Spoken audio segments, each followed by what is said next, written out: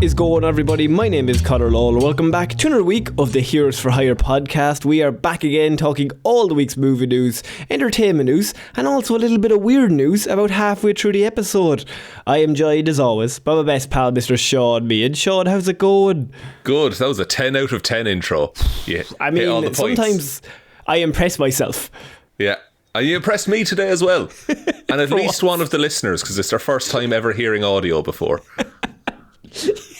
What, you're saying like a baby?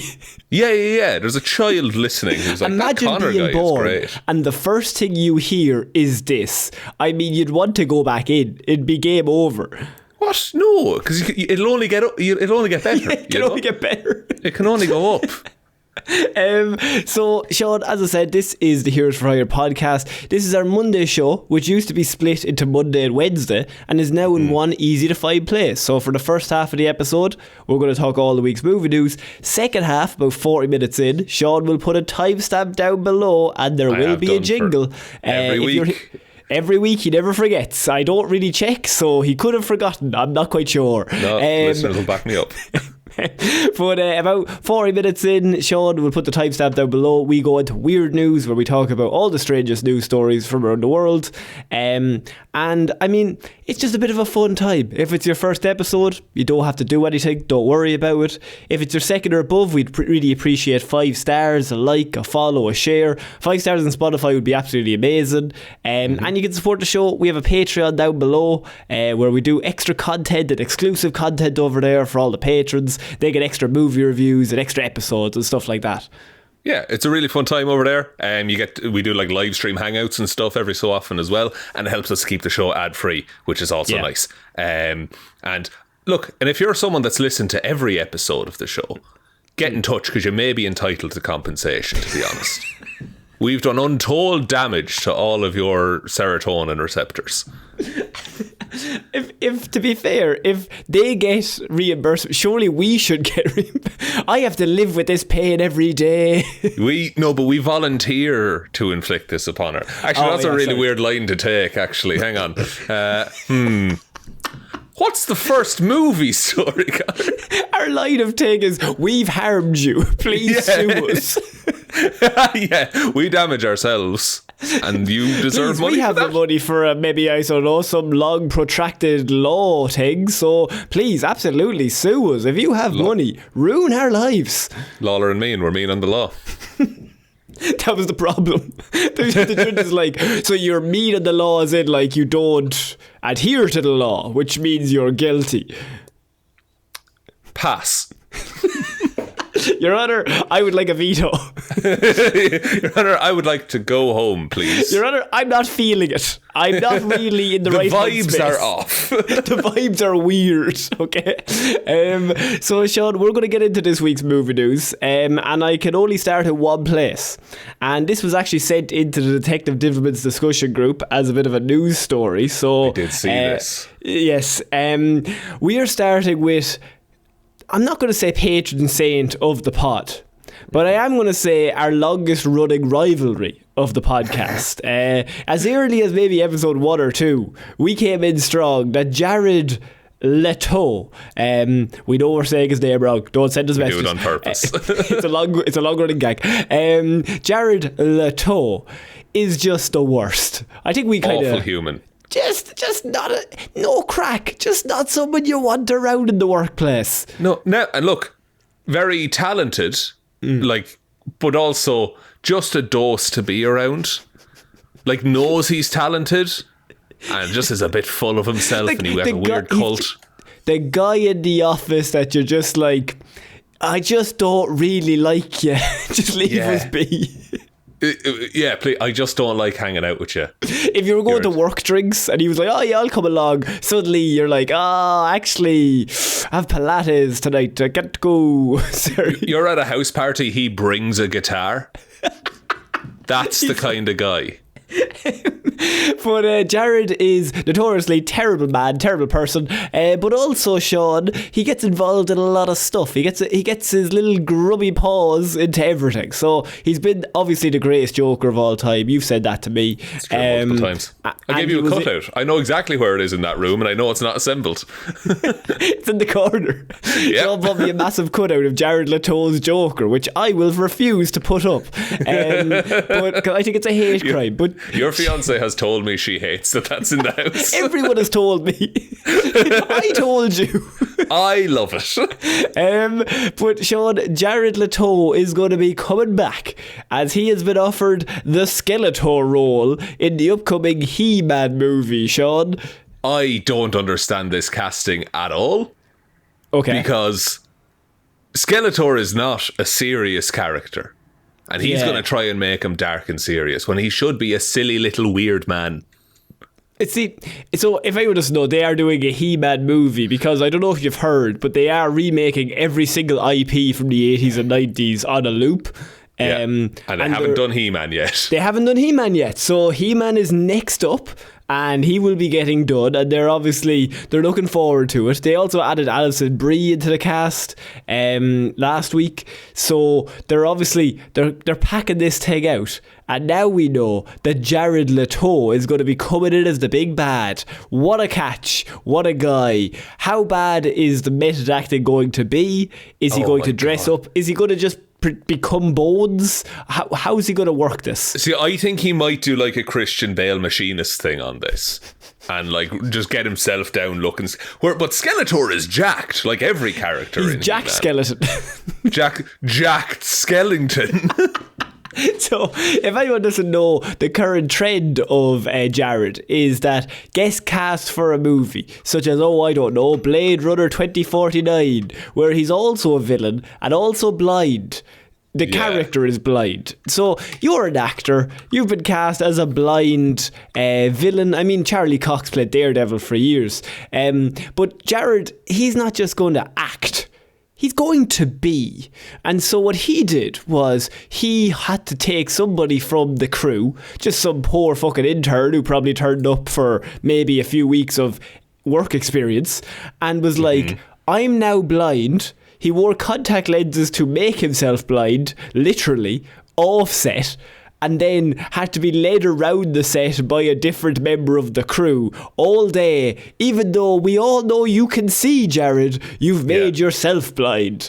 And it doesn't, like... And other people have done that as well. Jamie Foxx did that on Ray. But, like, all of that stuff, you're making it someone else's problem, the decision you've chosen You're slowing down production for no reason. Yeah. Like, and I say it like Daniel Day-Lewis, fantastic actor, arsehole to work with on set, I imagine. Just be nice on the set. I mean, when he was Joker, he sent everyone all those used condoms and dead rats, which if you were in any workplace and you sent anyone in your workplace used condoms, you would not be able to talk without being fired. I will say it was a live rat. Oh. And Margot Robbie gifted it to Guillermo del Toro. So that's something positive. I suppose something good came out of it. Yeah. But still, the condoms thing, weird. Just sending a condom to your, like, unused is a weird move to send to anyone.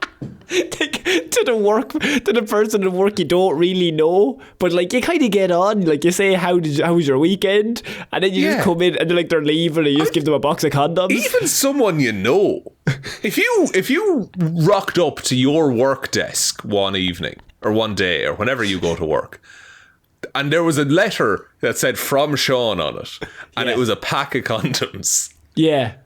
I would have... We're having a discussion about that, right? You definitely get a message of... What's going on here, man? Why'd you write a winky face on this? No, my first message would be to everyone you know and love. Like, have you heard from Shaun? Is he all right? Is he like trying to send a code? Did I miss something? Is he having an existential crisis over the weekend that I didn't hear about? But now with Skeletor, I mean, he could go even more. I don't know how far he's going to go into this. If you don't know about Skeletor, he's the big jacked skeleton man that you've probably seen in some memes. And he's in that He-Man Hey video. He's in. He does. Sometimes you get disturbing facts with Skeletor. That's a fun bit that I am worried the production of this movie will get involved with. I think this is going to be meme central, this movie, because I think that's what anyone, because if it's a bunch of like 20-year-olds, that's what that's their exposure to He-Man and Skeletor and everything like that. When ultimately, like, He-Man was only to sell toys to kids in the 80s and kids in like late 90s Ireland, because that's all that was on TV. But could I put forward an alternative Skeletor casting? I mean, you could, but you also don't work for Mattel Films or Amazon Studios. I don't. But yet Skeletor, once I get my fucking hooks in, it's going to be all Rubik's Cubes films from here on out. Jared, you're in. You're the red square. Go on.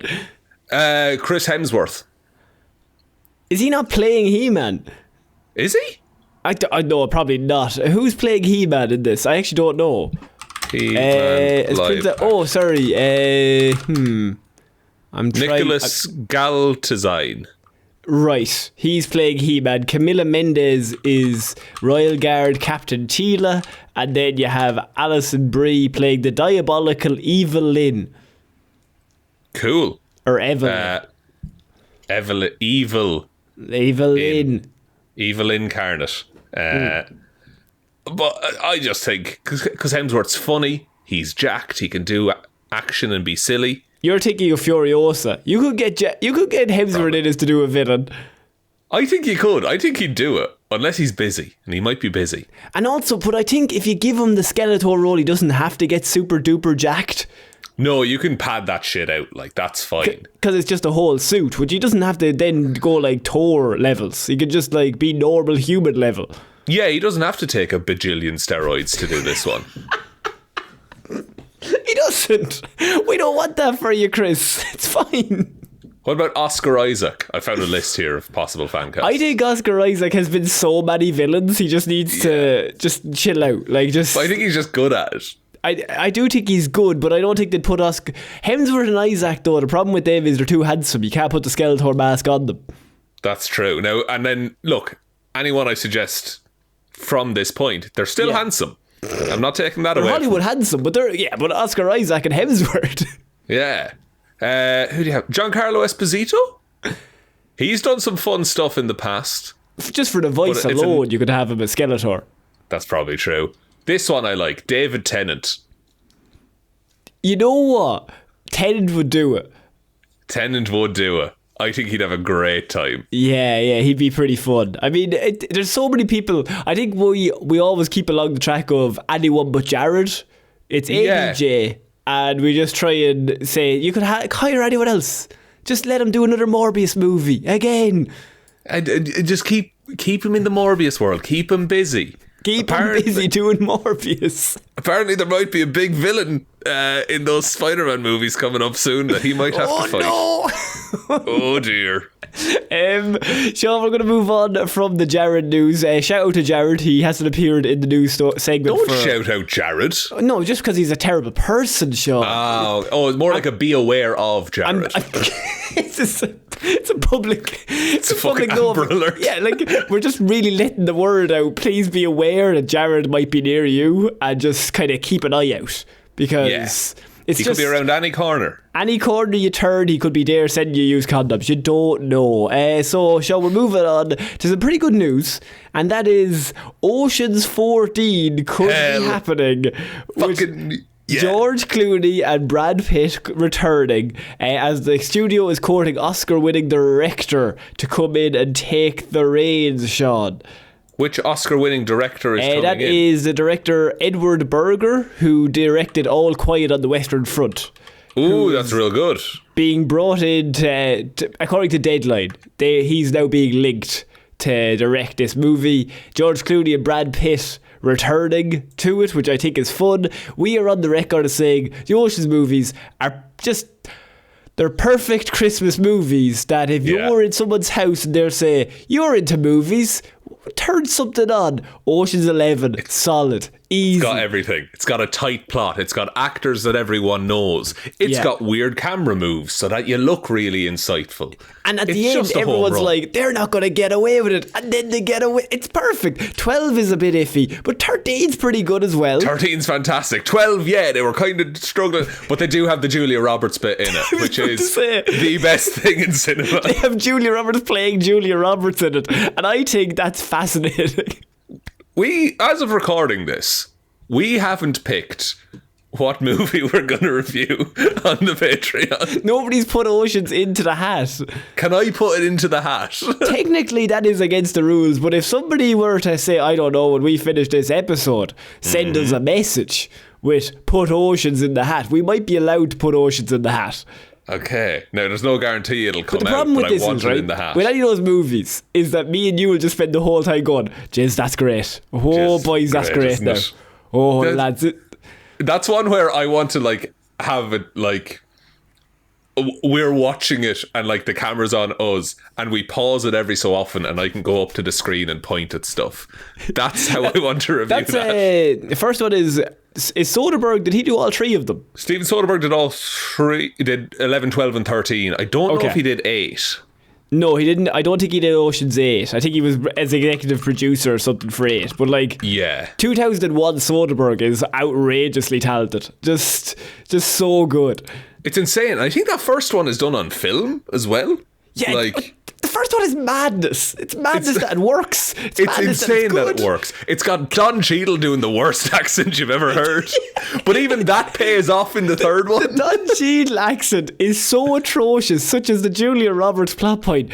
But it's because the movie is so good, you're like, go, Don Cheadle, do your fucking accent. It's fine. Dude, it'll be grand. Work away. Yeah. I'm so jazzed about Ocean's 14. Now look, I haven't seen Ocean's 8 yet because there's nowhere online to watch it as far as I can find. Yeah. But 11, 12 and 13 are some of my favourite movies to watch. Like, I'll watch them at the drop of a hat. And I mean, I suppose you could bring some of the people from Ocean's 8 into it if you wanted. Because Sandra Bullock is George Clooney's sister in that universe, right? If I remember correctly. So what you could do is, obviously Bernie Mac has sadly passed away. Carl Rayner has passed away since then. But you need a crew.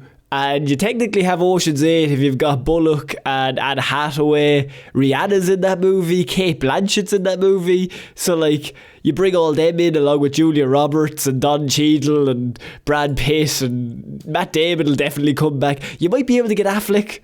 Damon will call Affleck. He might show up. That'd be fun. Casey Affleck or Ben? Hopefully Ben, Jesus. Actually, the Ocean's 13, when the two brothers go down to Mexico to try and they just like start a union to help the workers in the dice making factory. It's fucking fantastic. It's so silly. Those movies are so funny. They've no reason to be that good. And also, that cast in 2001, how much money were they getting paid? 2001 money. Like, they should have got way more for that. That's an outrageous cast. Outrageous. So Ocean's 14, is it going to... Here's the thing, Sean, and I'm going to bring it up. I'm going to be a party pooper. Oh. We talk about them doing movies from years ago, and Zoolander 2, maybe, if you wanted to. True. Maybe Happy Gilmore 2. Maybe movies from the 90s and early 2000s that were good, and then they're like, that's an IP people know, let's bring it back. What do we think about this? Is this the same thing? What if it's not very good? See, my issue with this is that there, aside from, and these are two of the best examples I could ever give, aside from the Ocean's movies and the Mission Impossibles, there's very few heists these days. True. So, like, if that's the only avenue to get a heist movie made, I think we have to take it. Because I think love a people heist. love heist movies. But Yeah. they love them in the way that, like, a heist movie's great, like a murder mystery is great, like a Knives Out is great. If you do too many of them, people don't really like it. It's not as fun, right? But if you do them once every 5 or 6 years, that can be a lot of fun. People just are like, it's a heist movie. They're a treat, yeah. And then you have the thing of at the end where you're like, oh, we think they've been caught, and actually they've really... Then you see all the flashbacks of all the time. Oh, I missed that the first time. Oh, that's even better. The heist movie's amazing. Exactly, yeah. So, like, and they need, by design, they need to be tight. Like, they need just tight script, tight direction, tight editing, the whole thing. And the Ocean's movies have a format of how all of that works as well. So I think if you just kind of slot in there, I think it'll be fine. And also, even if it's not good, we still have 11 and 13 and 12's Julia Roberts scene. That's true. I think 12 is the worst of the three. But it's still a movie you can turn on and have a bit of crack with. It's still a great time. Yeah. It's slow to start, but towards the end it gets really good. Well, it's slow to start because they're billionaires. So, like, it doesn't matter. True, yeah. There's very low stakes, but it's like, oh, but they found actually that bit in the start where he's getting the flowers and stuff. That's fun. And also, it's the bit of when Pitt and Clooney bring David on the talk with them, and they're all like talking in lingo, and they're like, "You just called his daughter a whore." What the fuck? And they was like, "What the fuck did I say?" They're just fucking with him. It's so good. I do all the Ocean's movies. If Brad Pitt and George Clooney want to come back, just let them do all of these movies. Matt Damon's a nice man. Let him do it. Let him buy a zoo again if you want. But just let him do these movies. That's it. Let them just do Ocean's movies for the rest of their careers if they want, because I'll watch them. Don't worry about it. So, Shaun, we're moving on to our next piece of news, and it is Lucasfilm. Big news this week, and this could be pretty big for movies moving forward for the rest of our lives, in that Lucasfilm have been sued over the use of Peter Cushing as Grand Moff Tarkin in Star Wars Rogue One. Of course, if anyone doesn't know, Star Wars Rogue One, Peter Cushing's character came back, even though he passed away in like the 90s. I think it was 94 he passed away. But his character appears again in that movie. They used his likeness, they CGI'd his face, all that good stuff. But now a friend of his is actually suing the Lucasfilm production due to the fact that the agreement was never made with Peter Cushing himself, and this is a lawsuit that they're suing them for his use. Which, we've talked about this before, is that the dead person, unless they've specifically written it out in their will, they can't consent to being in movies after they're dead. I think they were talking about a Brando film that they were going to make using, face duplication and AI and all this kind of stuff. Yeah. But like, no one has signed up to that. That's the wildest thing in the world.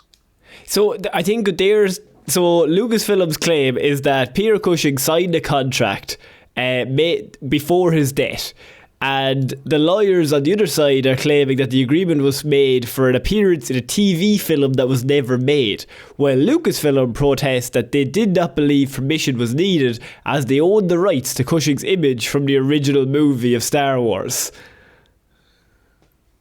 I'm not a lawyer. But it's an interesting one, because they do own the character of Grand Moff Tarkin. That's true. But do they own Grand Moff Tarkin as Peter Cushing or Grand Moff Tarkin as the character? This is the thing. If they trained that computer software on anything but images of Peter Cushing as Grand Moff Tarkin, if they use pictures of him, the family photos are just casually out, then suddenly you're using the image of Peter Cushing, the man, not Grand Moff Tarkin, the character. Ah, yes. Right. So, get me on this legal team, man. I'll do this. We're Lola and me and the law. It's one of those that this is the first, I think, it's happened. And why we're talking about it is because this could be something that happens a lot moving forward. Yeah, there just seems the last 5 years or so, there seems to have been this trend of, hey, we'll just keep all of your facial data on file for the future. You know, like so then technically you can do movies with people who are long dead for years afterwards. Yeah, whether they want to or not, or whether they agree with the film or not. I have a question. Go ahead. Tom Cruise, Mission Impossible. Okay? Tom Cruise is dead, right? Now, I'm not saying right now, I'm saying like 30 years from now, Tom Cruise, he's probably going to be still alive. Might live until he's 170 and he'll be jacked to the gills. But let's say he's 180 and he's dead, right? 180 years from now, they're like, we want to do Mission Impossible 96. And they just release the movie and it's not him, but they have his likeness and they make the whole film. That press tour's weird. Right? Very weird. Because will people go watch a movie when they're like, he's definitely not in that movie? It's just the further death of celebrity. Because you're like, I don't know who said it. It might have been Anthony Mackie said it actually. But he was like, no, people don't go to movies to see movie stars anymore. They go to see characters. You don't go to see the new Ryan Reynolds film. You go to see Deadpool. True. So, whereas back in the day, it's like, this is Tom Hanks's new movie. It must be good. That's the thing. You know, like Julia Roberts is in a new film. We have to go see it. But like, just slapping someone's an already established successful actor's face onto an unestablished actor who looks similar enough to them to make the CGI easy. That's just, you've killed that person's career, basically. What's the name of the guy who mocapped Luke Skywalker in The Mandalorian? It should have been Sebastian Stan, but the other guy they got is also basically Mark Hamill 2.0. Yeah. Like, it wouldn't have been weird if they just used him. Like, yeah, nobody would care. People would get it. People aren't, also, by and large, Star Wars fans idiots. are going to be mad anyway. Doesn't matter. Yeah. Do whatever. Acolyte got one season. So who got paid for that? Mark Hamill or the guy playing Mark Hamill? See, the guy, like Mark Hamill probably got paid image rights, and then the guy probably got paid a day rate. Oh, Lord. Oh, Lord. Yeah, like, I mean, they're definitely... It's just icky. I mean, look, here's the thing, right? These people are going to lose. They're going up against Disney. Disney think of an amount of money. They have more than that, right? Yeah. Like, so gajillion dollars, right? So it doesn't matter to them. They'll hire lawyers for years and years and just absolutely ruin this fucking people. But if this is the first of many, you could have a situation where a lot of people come together against Disney. Maybe several people from several different families of several different actors. Like, if you had Marlon Brando, I mean... You could bring his whole family involved. The thing is, though, if the family's getting paid, do they agree to it? Or did they even agree to it? Or did Disney have the rights so they could just use it? Yeah, it's the thing is that the person isn't there to ask anymore. So I think you would just err on the fact of, hey, don't decide something without someone being present. Like, if the actor that they wanted to use wasn't available because of scheduling, would they just use the face anyway?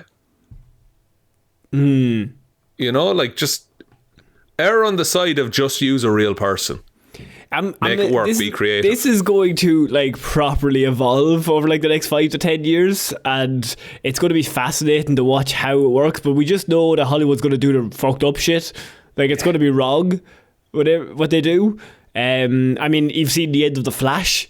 If anyone wants... Yeah, we're in for a whole lot of movies like that, I think. It's going to be super bad. So, keep this in mind moving forward. But whenever you see something like this, did they ask the rights? Is this family okay with this? What's the story here? Yeah, be critical of everything you watch and enjoy. You shouldn't be allowed to own something. No, you shouldn't be allowed on a person's face. No, I disagree. Yeah, actually, no, I don't disagree with you. I disagree with you. You agree with me. I understood. Moving on, Sean, we do have more Disney news. We're finishing off with a triple threat of Disney news, but this one in particular really caught my eye in that Marvel Studios officially abandons its initial Disney Plus strategy. What had they been sticking to up until now? Because it didn't seem much of a strategy. So here's the thing, when I read that, I was like, holy shit, they're going to get rid of Agatha all along. They're going to stop doing these small, weird shows that nobody cares about, or maybe stop doing them in 6 episodes and not connect them to anything. But no. Silly. Oh, I was excited for a second. Right? Their initial idea, Shaun, was that the projects on Disney Plus would be created and produced with just a head writer, involved, instead of a showrunner. But now, those head writers are going to have one showrunner to look after them. So, very cleverly, Marvel Studios for the Disney Plus shows have come up with the idea of Kevin Feige, a man they were already hiring, but they'd want somebody else to do the Disney Plus side. Right. So they're going to have one person who oversees all of the plot lines in all of the shows. Is that what's going on? Yes. And, sorry, follow up. They haven't had that person up until now. The longer you think about it, the more you go back. They started that shit in like 2020. Sorry, just to reiterate, so you haven't been doing that to this point. So what was what did they hope for? Yeah. Were the writers allowed to talk to each other? So apparently, because there's no reason why there shouldn't have been some overlap. So currently, the head writers that they had for the last 4 years, the head writers would lead the series script development, but come production time, would relinquish main control of the show to the directors and producers. That's psychotic. So you write the whole show, and then you give it off to different people, and you have no more say. They do what they want. Okay, and this is how Secret Invasion happened. Yeah. So now, instead, the showrunner will be brought in, and what they will be doing, they'll stick to the showrunner strategy, meaning that the showrunner, after leading the writer's room in creating and finalising the scripts, will continue to lead the creative side through the filming and editing. We sorted this years ago. Since they made television, I think this has been sorted. Insane, because were they just trying to avoid paying one person? And that's the reason everything has been shit. On TV has a showrunner. Well, the good ones. Yeah, and the bad ones don't stick around. The bad ones don't really normally. Like, say, House of the Dragon, right? Definitely has a showrunner that leads the script writing process and then moves into the production side, and then, is kind of aware of what the script writers were trying to do when they're on set. Yeah, but more so, if you had multiple stories that their whole selling point is that they interconnect, someone's job should be interconnectedness. And I'm not talking about synergy. I'm talking about actually how do things talk to each other. We just need several people who are involved in several of the shows in the same room, and the showrunner, I don't know, anybody, name a human, they're at the top of the room and being like, Jesus. Right, Jesus himself, he's at the top, there's 5 writers in there, and they're like, right lads, you're all doing a different show, but here's where we're going for the big movie. Yeah. Now what I want is all of us to work together. Yeah. So that it links to that big thing on the whiteboard. We're at A right now, and we need to get to C. So C is Secret Wars, right? Yeah. And we need to do it quick. And we need to do it real fucking quick, lads.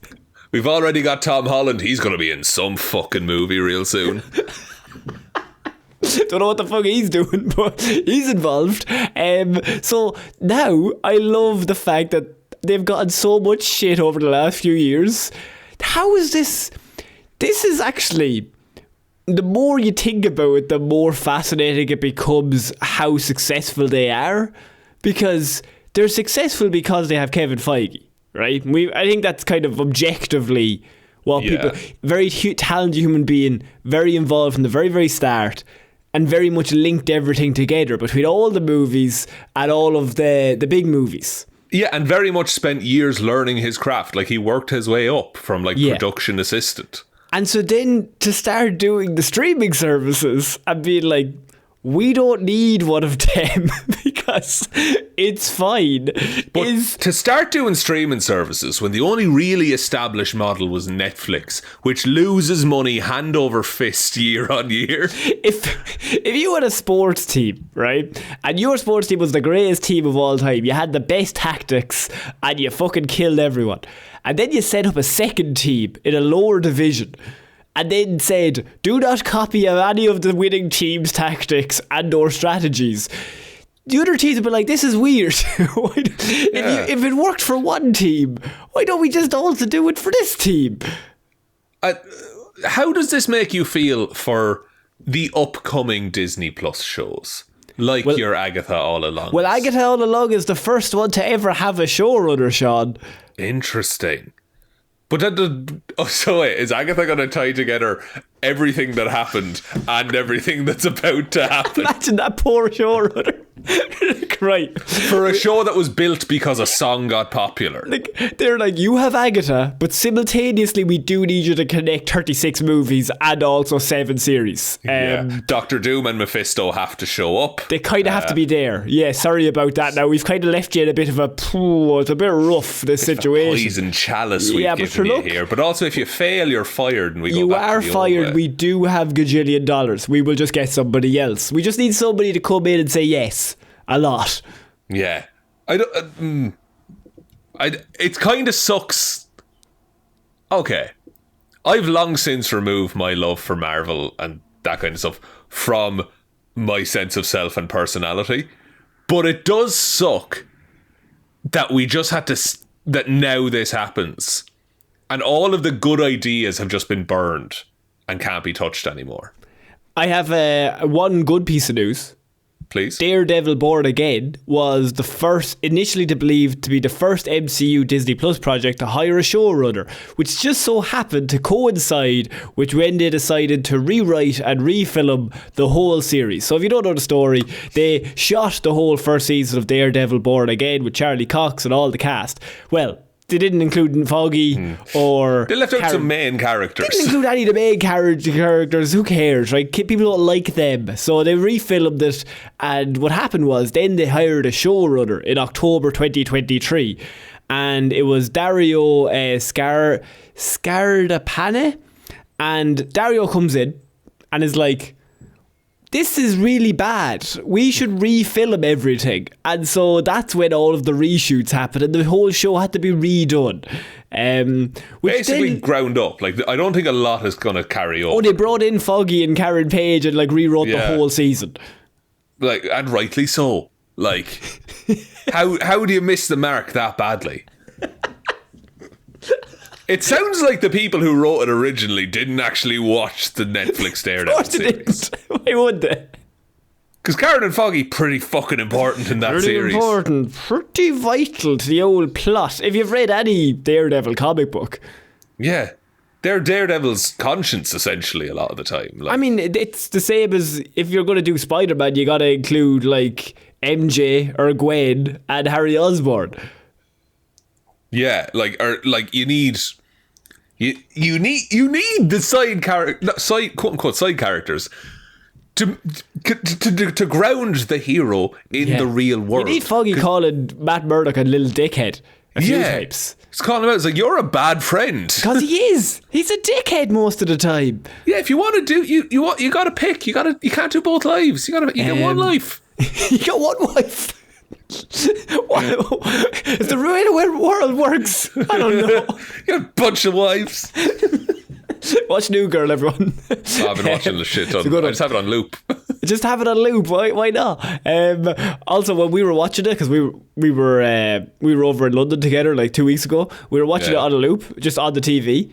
And we missed out on one of my favourite episodes is when Jess goes back to Oregon to see her mum, and Winston says there's eggs up all in these or there's shells all up in these eggs to her mother. That's my favourite scenes. Favourite line. We're just having the chats. We watched the Shakedown one. It's just a bunch of clanging, that episode. Oh yes. So Shaun, we're going to finish off movie news this week with Spider-Man 4 news, and that is exciting. My ground level Spider-Man story, is it happening? Well, the multiverse thing is still kind of happening, so I can't really help you with that. But I do have good news in that the director of Shang-Chi and the Legend of the Ten Rings is in talks to sign on to direct Spider-Man 4. So that is Destin Daniel Cretton. Signed on to come in to direct Spider-Man 4 featuring Tom Holland. Same writers are on script duties, so kind of bringing everyone back, new director. The one thing I will say is that this is actually very positive in terms of when I think of the scene on the skyscraper in Shang-Chi. That's exactly what I was thinking of. That is Spider-Man true and true. Like, you can see Peter Parker flying through the scaffolding. Like, that kind of action is fucking amazing if they can bring it into this world. And it's all hand-to-hand stuff, and it's all just like people fighting each other. And that for like, I had like a couple of complaints I have with Shang-Chi, but the fight choreography and the direction of the fight scenes is not one of them. The one thing I once read about Shang-Chi is that it's an amazing movie until they go to that weird make-believe place at the end. Yeah, it does cross over a bit there. I would like it to just be about ninjas and stuff. But like the first hour and a half, very strong. Strong, very strong. Yeah, I think this is a good thing. Have you heard, so often I bring news to the table. Go. Have you heard the rumours? Sorry, go on, please. I don't normally entail with rumours, Sean. This is news. Go on. Apparently, and I only saw this on Twitter, and it's a rumour. Everyone, Sean does not know if this is true. We're just going to say that now. So buckle up. Apparently, Null is going to be the main villain, the god of the symbiotes, and Null's also in Venom, I think. Venom: The Last Dance. Yeah. And so I think it's going to connect to that somehow. I'm going to take that with a grain of salt in that grain of salt. I think if I ran Venom 3, if I ran the Venom 3 production, I would absolutely get that rumour out. 100%. We're attached to the Tom Holland stuff, guys. Don't worry about it. Like, if I was running their media campaign, I would 100% be putting out rumours that the guy who appears in this movie is in Spider-Man 4. Yeah, and again, just a tweet I saw. Also, I hope it's Jesus. I really hope it's not Null. We've talked about Null. You know all about Null from Hero I know Null, but I don't want Null, or I don't want a multiverse movie. What, you don't want fucking Tom Holland teaming up with Tom Hardy to take down Null? No. I just want Tom Holland to fight regular people. Well, not regular, because he would kill regular people. He would murder regular people. He'd murder hundreds of people. But I just mean, like, just ground level. Fight somebody in a suit. Just every so often. Just once. Yeah, have him fight a big wheel. You know, a big wheel, a stilt man. Stilt man. Give me one goofy. She-Hulk was great for that. They had Frogman. Frogman, yeah. Like, I think that worked really well. I think you need a silly villain, and then you can move on to the more serious one. But I do want them fighting street level crime. There's a 5-minute montage in The Amazing Spider-Man 2. In which Andrew Garfield solves a load of crimes while he's sick. And he has a cold. And then he also helps in the mask and stuff. And he helps that little kid with a science project in the alleyway. And he's like, this is great, you're going to do so well. That 5-minute montage is the best part of that whole movie. And I want that over an hour and a half. There's a bit at the start of Homecoming where Spider-Man's running around. He's helping. He stops a bike thief. And he's eating a sandwich and he's telling he gives an old lady directions, and I'm like, that's fucking Spider-Man. I love that shit. Don't fight any portals in the sky. No, what do you think of Spider-Man 4 director Destin Daniel Cretton?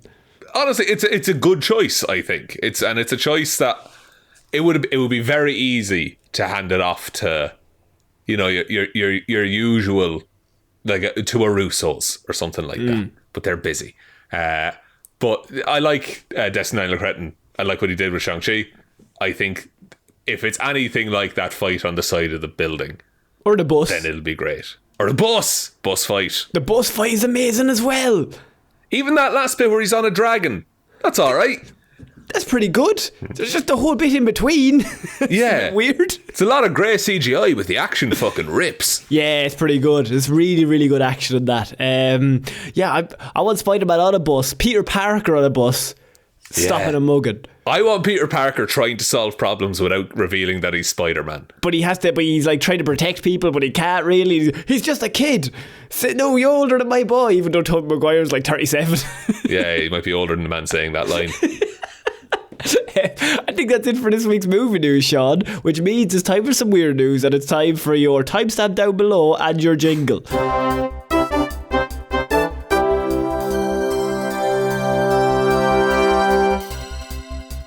Just a fantastic jingle there, Shaun. Just Thanks, gets better every I lost week. the file.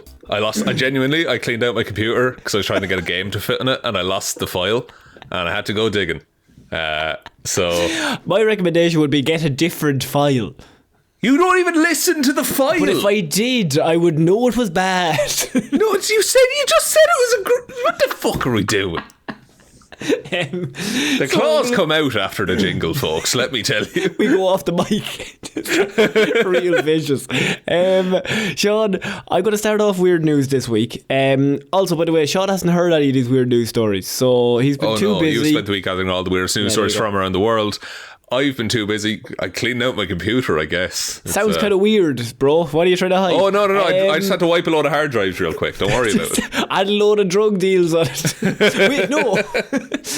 Oh, shit. So, Shaun, we're starting off this week with woman in relationship with Boeing 737 for 9 years has broken up with plane, but still friends. Okay, there's a lot to unpack there. Is this due to the recent Boeing controversies regarding their quality control? You can't trust them anymore. He's not very reliable. So Michelle Kobke, 35, began seeing the 40-ton aircraft back in 2014 after first locking eyes on the aircraft through the window at Berlin's airport, and once described where I usually see aircraft. That's to be fair. normally, if you see it anywhere else, you're in a troublesome area. So it described it as the love of her life. The German warehouse worker claimed to be sexually attracted to the Boeing 737, which she affectionately called Darling, and said she admired its wings, winglets, and thrusters. Be Lord. No. The thing is, imagine going to a newspaper about anything, about a human, and just being like, I'm sexually attracted to that. It's just a very, maybe it's the Irish Catholic fucking boy in me, but... You don't tell people that kind of thing. I do think, though, that there is a lot of money. If you go to a magazine, you just pick something. Pick anything. True. I just feel like I'm sexually attracted to that. The Daily Mail or the Mirror or somebody will give you £500 to be in their magazine. And you take a couple of weird photos. Yeah. And you can cash that in every year. You're just like, oh, let's see what they're up to at Christmas. Because they always go back and check. So she told the German newspaper, we are separated apparently this week, Shaun, adding, but we're still friends. She has previously explained that she was an objectophile, a person who's attracted to inanimate objects. Individuals with this sexual preference may have strong feelings of attraction, love and commitment to certain items or structures that are the subject of their fixation. Now, we always say on the show, as long as you're not hurting anyone, do whatever floats your boat. I suppose the question then becomes, is she doing the deed when the plane is full of people? Because then I think you are harming people. Yeah, there's a lot of people there that didn't agree. They just want to go to Alicante. If you're sitting on a plane and she shows up, do you feel violated? Because she's getting something out of the experience that I'm not getting. No, I'm waiting. I'm sitting there eating me gum. It's the Boeing 737, is that the one that Ryanair flies? Normally the one they fly has propellers and like pedals. And smoke coming out of it. Yeah. After 6 years of not only being able to meet the aircraft through the glass window of the Berlin airport, in September of 2019, Shaun, which I assume we probably talked about it at the time, she was finally able to get up close to it in a hangar for the first time, and was seen kissing it and even standing on one of its wings. That's first of all, get off the foot. That's why they're crashing. But wait, so it's this one specific individual particular it's one plane. She's in love with one plane. Right. But and she's never ridden it. She's never flown on it. Ridden it. The hangar is home for my darling and me. We can enjoy our time together undisturbed there. I plan to move into the hangar one day, and my biggest dream is to be with my darling and to live with him. You can't just move into an aircraft hangar. She purchased multiple components of him, including the spoiler, the flap track fairing, and tank valve, so she could spend time with the plane forever. Sorry, no, so wait, is that the not from that plane? She purchased the same parts. She's taking parts off it. Why the plane needs to fly? She also owned a 5'2" model, which she used to go to bed with. Then it sounds like you're just into the idea of planes, not that specific plane, right? I don't know. If you go to bed with like a picture of your... Well, you could say, are you into specific... So if I say, oh, you're into women, are you into a particular woman? Or are you into... She's into a particular plane? My darling wife, God. No other woman for me. Women, bleh. All other women, gross. Gross, cooties. But Shaun... that's the same logic. So she's saying it is true. She is in love with this particular plane. But okay, and that's even my argument of like, oh, you can't just take the spoiler off that. But like, people give locks of hair and stuff like that. That's more of a wartime scenario, I grant you. But this, by the way, this article finishes on one of the most left turn kind of things I've ever seen. So up until this point, the woman's been fucking married to a plane, she's had sex with a plane, and then now she's broken up with the plane after 9 years, which is her want. She's allowed to do that. She owned hundreds of aircraft souvenirs that she had purchased throughout the years. Okay, because she loved the plane so much. But now she has sold 300 of them to make space for objects relating to her brand new passion. Oh, okay. Give me 5 questions and I'm going to try and determine this. If you get this, I would be amazed. Is it a landmark? No. Is it a statue? No. Could it have feelings?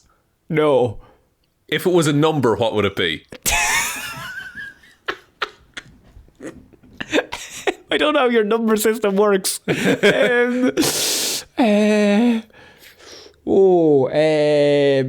76. Is it a planet? Imagine I got so it. So confident. It's obviously a planet. 76. I don't know. Okay, what's her new passion? It's not a planet. It's a time. A time? In history. The Bronze Age. The Middle Ages, Shaun.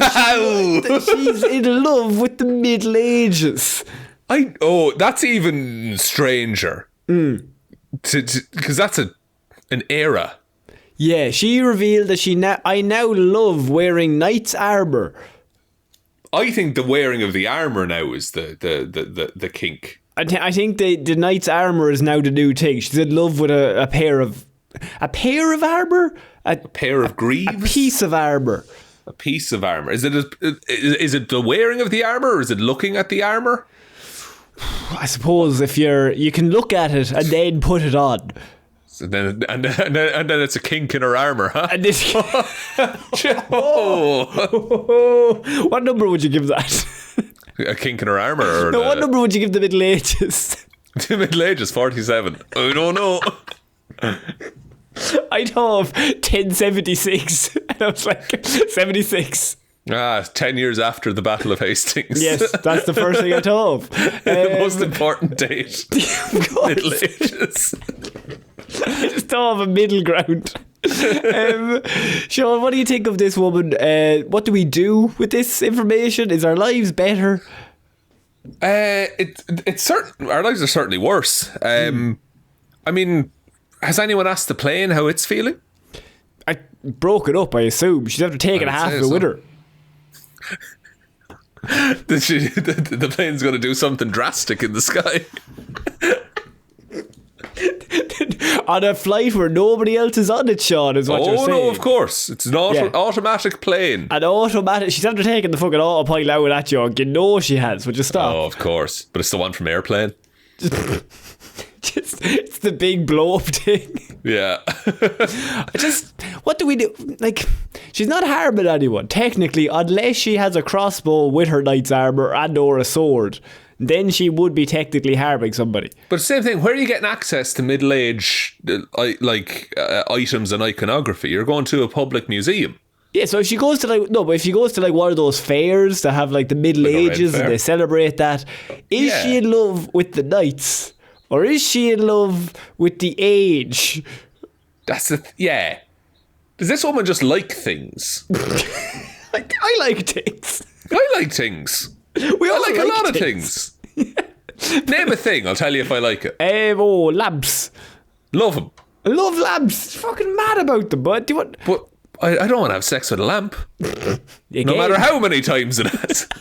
It came up with a very bright idea. I said no. Very good. I don't really understand it, and it's not that. I mean, fair play to her if she's into that, but if were people in the hangar with her when she was in that with the plane? How long was she left unsupervised on an aircraft base? What do you think her family thinks of this? Yeah.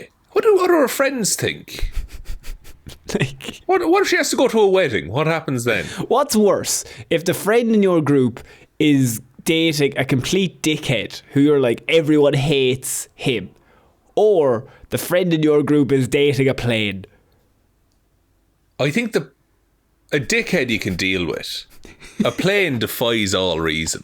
The dickhead, you're like, look, this guy's clearly a dick. Like, you do not need him in your life. But if it's a plane, that's a tougher conversation. How do you get around that? It's all a bit up in the air, really. Oh. Fucking eat. Guys, please. You were listening to a word I said. I was. You were talking about being friends or something? I know by your eyes you were just like pun. I gotta do it. What a woman. I think she's one of our favourite characters we've had. What a woman. With Michelle. Fair play to her now. Is she in love with the knight's armour, or is she in love with knights? Does she like wearing it? Does she like looking at it? We don't know all the information at the moment. We should get her on the show. I think she needs a hobby. I think... Then she'll fucking start getting attracted to that, though. I just think sometimes... Getting all excited over crochet.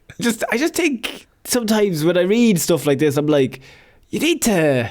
Like, no, fair play to you, but like, you can't have a really strong inclination towards planes and then change to the Middle Ages. They are nowhere near alike.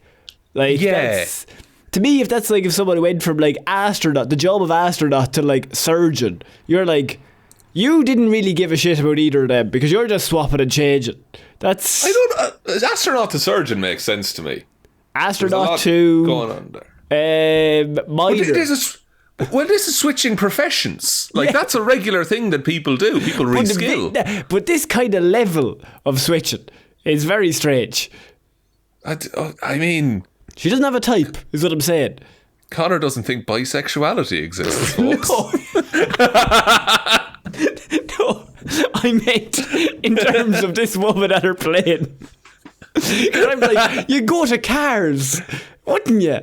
Like, you do. You'd think it would be in the same. Surely you'd. I'm saying the change should be slower. Like, it should be to car and then to tire, and then to everyone's so woke these days. No, and then to tire, and then maybe to wooden tire, like a wooden wheel, like a wagon then to wheel, a cart, and then to Middle Ages. Right. How do you know she didn't do that though? In between this story, I mean, she's just out with this relationship, Shaun. She's already moved on to the Middle Ages. Yeah, she's on the rebound. Playing. You always go with the wrong one for the rebound. You could get back there quicker as well. Like you go like the Wright brothers style playing. Then you go to Da Vinci, his flying machines. Da Vinci. She's like rebuilding it through the fucking works. What the a big woman. corkscrew fucking thing. Oh man, I don't know. I just don't know what to do with this. But Shaun, I wanted to move on because the next headline, I mean, is set up for you, and also has one of those things where the more you think about it, the more it kind of asks more questions. Because Right. Shaun, okay. Loch Ness Monster Hunter makes incredible find, and it might prove that the beast has a twin. Oh, two Nessies. And also, now that we've brought up a Loch Ness Monster story, we're back to the Loch Ness Monster live cam. It's been a while. Let's see what's happening. Could you explain what the Loch Ness Monster live cam is? So, the Clansman Hotel is right on the edge of Loch Ness. Anytime a Loch Ness Monster story comes up, the entire time we talk about it, I'm going to have this live cam open and just talk about what I see. Yeah, and it's a moving camera, so it doesn't even get all of the loch in one shot. So technically, Nessie could be moving around on the far side of the loch, but we wouldn't be able to see it at certain points. Yeah, all kinds of things could be happening over there. Yeah. As of right now, looks to be a fairly windy day. The flags are blowing proudly. There's a ship docked at the little jetty that's there. I have a question. Do you think there's people that have that on all day? I think there's people with like 6 monitors. Yeah. And every one is a different angle of Loch Ness. Yeah. Well, here's the thing. Shaun, not only have we never seen the Loch Ness Monster, but now Ono Fadon, it has to be from where we are, Has to be. he has claimed that not only is there one Loch Ness Monster, he's after seeing a second Loch Ness Monster, a twin. Interesting. Now, because Loch Ness Monster can't live forever, surely. So It can't live at all, really, if you think about it, but go on. I think I've done what you suggested at the start, and I've thought further about this. Yeah. How is there not more sightings if there's 2 of them? Now you are getting on to my level of logic. 'Cause if you tell me that there's Bigfoot, and then you tell me, Bigfoot has a 2 twin, Bigfoots. I'm like, why do we not have more foot? There's double the chance that anyone will be able to see some big feet. It's now weirder that there's no photos. I can show you some big feet if we go on certain parts of the internet. I don't go to those places. You can zoom on this camera. What? Jesus Christ. I can see less of the loch now. You'd be raging if you zoomed in to look at some and Nessie was having a fucking mad old time somewhere else. and she could be, or her brother Technically, or sister. it's like it's Schrodinger's cat, so like Nessie could technically be on the other side that can't be seen, and you drive Nessie's yourself behind insane, the camera, constantly thinking that it's looking directly at the camera, just moving to the alternate side. That's where I'm at right now. Yeah, now, yeah. Well, Nessie Hunter Olo Fadon has said that using new footage that he used, 2 huge shapes in the water of Loch Ness, and has led to speculation that the mythical monster may have a twin. He is a Nessie Hunter. Was viewing the webcam of the Scottish lake last Friday, where he was shocked to see not just one, but 2 apparent objects moving in the water. 2 huge waves were visible on the surface, moving side by side away from the camera before they combined and then vanished. Now that's interesting. Waves, no, we all know waves do not combine and then vanish. Never. I was going to say, like, there's plenty of waves on this camera right now from what I can see. And I don't see two of them side. Oh, wait, no, there it is. There's the one. Oh, wait, no, actually. I take it back. There's hundreds of them. Right. There's so many Nessies in Loch Ness right now. Jesus Christ. So Mr. O'Fadon said he's 60 years old, and he said, I was amazed at this spectacle. I could not get my head around the size of both waves and the amount of disturbance that they were causing. I expected to see 2 powerboats on the surface, but there was nothing to see. Then the penny dropped. Some sort of live creatures were responsible for these large waves. And that's the only thing that could possibly be in Loch Ness. It's the only thing I can We've definitely looked this up, like other animals that live in Loch Ness. Yeah. Like, isn't there big fish and stuff? There are obviously 2 creatures responsible for them. If they are Nessies, well then, there are 2 Nessies, said Owen. No doubt in the best position to kind of give an explanation there. He said, I have never witnessed seals making waves of this magnitude, and I cannot make a case for an otter. Well, he'd be the first man in history, okay? Because I'll always make a case for an otter. He'd make a case for an otter more than noon and night normally. But this lad right there, he cannot. He just simply cannot make the case that it is an otter, as you would not see an otter rising a few feet out of the water like that. Because of the fact that the wakes fizzle into nothing, we can assume that this event has nothing to do with human activity. That's how waves work, though. They just kind of stop after a while. Shut up. I believe. Sorry. I've come around. I was a doubter, and now I'm all in. Owen has convinced me. It's not an otter, and it's not a seal. You're a bit of a hater yourself, Connor. Okay, hang on. I'm just saying to you now that I can't make the case for an otter. I certainly can't. What if Nessie's friends with an otter? What then? And they're in cahoots. They're in cahoots. So now you don't believe that species can cohabitate, Connor. Okay, I see how it is. When did I ever say that? I'm reading between the lines. Oh, here we go. You man who thinks species can't cohabitate. What a dickhead. The live stream just cut out, by the way. Fuck. What are they hiding? We missed it. What are they not showing us? I mean, I'll be honest, Connor, there's a rake of waves here and they could all be caused by otters. Yeah, but they might not be. That's Owen's entire argument. That's Owen's thing is, well, they also could be 2 Nessies. So maybe factor that into your little thinking. If there was 2 Nessies, yeah, why haven't we seen one Nessie? One Nessie. Why, or why is only now we're discovering that there might be 2? Because Owen has never been on the case like this before. Owen's an experienced Loch Ness monster hunter. Yeah, to be fair, if he's a Loch Ness hunter or whatever he is, and he's 60 years old, he's got to be about for a long time. Now, you do also have the European eel, the northern pike, the sea sturgeon, the lamprey, the Atlantic salmon, and the sea trout, to name a few of the other fish species in Loch Ness. Some of those are fucking massive fish. Yeah. But they're not big enough to make a case for, is what I would say. Interesting. Oh, you've got me there, actually. Like, I can't be more clear. You cannot make a case for an otter. Owen has told me that, and I have to believe Owen. Sorry, I just scrolled down on the Wikipedia page for Loch Ness, and it's just a load of people that have died swimming in it. We're not laughing at them, but it's the absurdity of the Wikipedia article. It takes a big turn. It's like, Nessie, isn't it so great? It's a great tourist thing, isn't it? Here's all the people who died.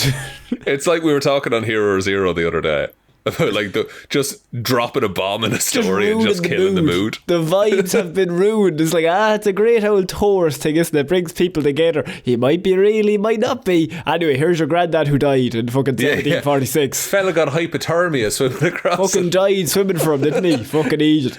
Miserable death. Oh, he died a terrible way. He was screaming, looking for loved ones, so he was. Oh, man. I just... do you trust this, Shaun? You're a resident Loch Ness lover. Look, please don't call me the Loch Ness lover. You're the Loch Ness lover. No. Because no one's sure if I'm real or not. Because you've never had sex. You're a Loch Ness lover. One time I thought I was going to do it twice. Just catching strays here. Like, that would be so funny if you just called your friend the Loch Ness Monster. Like, oh no, that's going into rotation. Like that's as being in, like, busted out. this lad he's never actually even looked at another person. Just he keeps thinking that he will. And like he keeps putting in logs. Like, I definitely seen him, but it's squinting. And people keep putting in work to try and make it happen, and it just never sticks. Look, I think there might as well be two Nessies. You know? Or what if it's like a Nessie and a baby Nessie that then grew up? But who had the baby Nessie with the big Nessie? Nessie, okay. Gonna tell you a story about a carpenter from Nazareth. You're saying the next Nessie's Jesus. Nessie's Jesus. Loch Ness Jesus. Loch Ness Jesus. Look, I mean, it's the only explanation. If you it's not an otter. Owen that story, his head would explode. It'd be game over for poor old Owen. Owen, have you considered Loch Ness Jesus and then just hang up the phone? Just hang up. No, you have to say it like, have you considered Loch Ness Jesus? And then just hang up the phone. Like, it's just like, what the fuck was that? But he's right. He throws away all of his research. Starts pulling out some red string. But actually, the two waves are actually... Jesus Christ has two names. Oh, fuck. It's a 5-minute sequence of him tying red string everywhere, and it pulls back and it's just like two strings in a cross. and just a circle around Loch Ness. He was looking at us all this time. It's so obvious now. So obvious. Why didn't I think of a fucking lad from Nazareth? Oh, Immaculate Conception, Loch Ness Monster. I will say Loch Ness Jesus goes hard as like an album name. Loch Ness Jesus, that would be pretty good. Yeah, I mean, you could... Loch Ness Jesus in terms of like... Is he real? Do we know what Loch Ness Jesus is about, is the thing? Well, that's the other live stream I can look at here. There's another live stream for that, yeah. It's a mass from the Loch Ness. It's the Vatican City. We're starting a religion around Loch Ness Jesus. Didn't we say we could start a cult and like we'd be semi-successful? Technically we could, and you get massive tax breaks. We could definitely get involved in that. If we got married and then started a cult together, we'd never pay any tax. No, they can't do anything to you. Yeah, you're functionally immune. We could start one of those, like, you know, those Ember Flame yolks, like, or whatever. Oh, yeah. Do you remember those, like, the Twin Flames, was it? That was it, and you like sell, like... How to have a happy life and a perfect life. No, but we need to maybe go like, see, they use flames, we can't use flames, so we have water. You need another otter. And your otter. Otters hold hands when they sleep, so they don't. You need to look for your otter. Find your otter. Yeah. Have you looked? Otter there. What? What? This is our first live stream. Your like, otter half. Sorry, what the fuck are you talking about? People start leaving. This is the worst cult of all time. You gotta find your otter half, Conor. Your otter half makes way more sense. Why did I do otter there? I said otter there. Otter there. I said over there. Oh, you're a goon. I tried. I'll never make it as a cult leader. This is ridiculous. That's why you stick with me, kid. You idiot. Shaun, we're going to finish off this week with a classic weird news story. And I say classic because Florida man denies drugs are his after they find drugs in his fanny pack after arrest. It's classic. It's a classic move. The fanny pack is a new addition to Florida man. It is. So a man is accused of drug possession and after leading deputies on a bike chase in Central Florida last Saturday night. So deputies were patrolling Cortez Boulevard, everyone's favourite boulevard, and when one deputy noticed a man riding a bicycle that was missing a front light headed westbound. So he only had a missing light, was his only crime at this point. Okay, so a classic Florida man being caught for something completely innocuous. The deputy attempted a traffic stop, but the bicyclist quickly rode away. And so even with emergency lights flashing, the bicyclist continued around the plaza over and over again. Not a great move, Florida man. You could have just said, "Oh, I'll turn my light on." Who is this guy, Lance Armstrong? How is he like out cycling a car? He's coked out of his mind. He's on so much drugs. The sheriff's office said eventually the bicyclist rode through a sidewalk area to the parking lot. By this point, the sheriff's office said deputies exited the patrol vehicle and began chasing the bicyclist on foot. The chase ended after deputies caught up to him in the parking lot. The suspect, identified as Christopher Clay, was found with a blue fanny pack. Inside the bag, the sheriff's office said a rubber container with a crystal-like substance was found, which later tested positive for meth. Deputies he thought also it was for healing. Sorry, yeah, no, you're right. Healing. It was for a chakra. Also, deputies said 2 glass smoking pipes containing meth residue and an orange prescription bottle with the label scratched off were found. For healing. You'll remember his lawyer. You're going to get him off. The bottle contained several white pills identified as sulfa met oxazole and trimtripaprim, which require prescription and are not controlled substances. Oh, so it's prescription painkillers. He's in pain. He's in pain because of all the cycling. Clay allegedly told deputies that he fled because he was missing a light, and he knew he was missing a light, and that's the only reason he fled. That's a move. It's just, lads, I'll own up to it. Look, I shouldn't have fled, but I was missing a light. I'll admit to the crime of the light. That is what I will say. When questioned about the illegal drugs, Florida man told deputies that none of the items were his, stating that he was in the process of moving, and the items were placed in his belongings, and it wasn't even his fanny pack. So, if you think about all those things, he's definitely innocent. I've never accidentally put on a fanny pack, though. It's always very purposeful. You know? You're doing something.